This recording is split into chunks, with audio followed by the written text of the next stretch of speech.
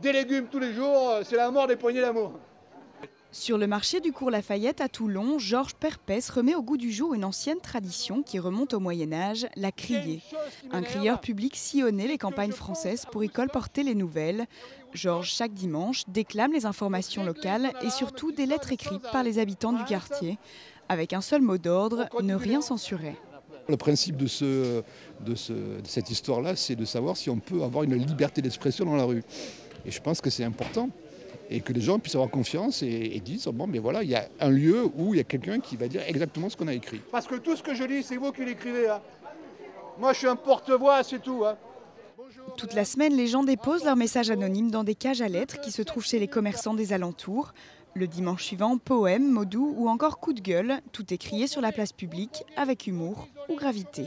Il y a un canevas général, disons, avec des choses qui sont imposées, pas imposées, des figures qui peu à peu se sont imposées au contact des gens, mais en même temps, il y a une invention perpétuelle.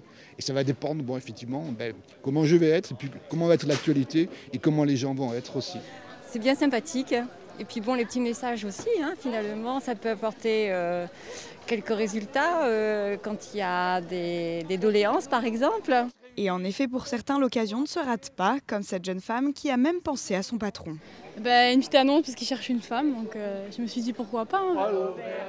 Oyez, oyez, braves gens, ne gardez plus vos cancans et vos petits secrets.